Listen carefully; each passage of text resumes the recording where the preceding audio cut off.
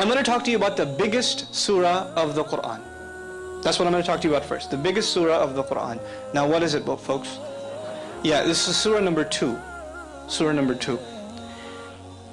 This surah, this biggest surah, number 2, is made up of how many ayahs? 286. 286 ayahs.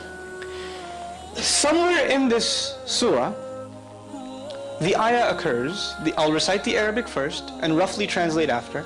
وَكَذَلِكَ جَعَلْنَاكُمْ أُمَّةً وَسَطًا. Thus we made you a middle nation. One of the utterances in this surah that's found in here is, thus we made you a middle nation. Now what's the Arabic word for middle? Wasat. The Arabic word is wasat. You don't have to know that. But know that this statement, this declaration occurs in this surah. This surah, was it written or was it delivered in the form of speech? Speech. And also, as a historical comment, it wasn't delivered at once. It took almost 10 years to be revealed. So this one surah was coming piecemeal. And while it was coming down, pieces of other surahs were also being revealed. And the messenger would instruct his companions, these ayahs belong to this surah and those ayahs belong to that surah. But when the whole thing is said and done, Baqarah, the second surah, is made up of 286.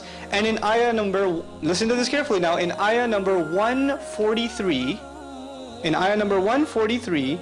the Lord says, we made you a middle nation.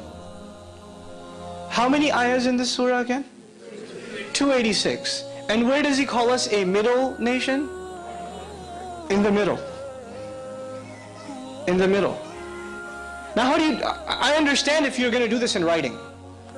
I understand if you're going to do this in writing. How do you do this in speech? And by the way, at the time, there was no concept of ayah number. Like I told you, ayahs, there are 286 ayahs and there's 143 ayahs. At the time, they never said, haven't you read ayah 12 of chapter 35? They didn't talk like that. They just recited the ayah. They didn't have this number scheme. When did this number scheme become part of the Quran? When the Quran was finally put into book form. But the generation we're talking about doesn't have a book before them.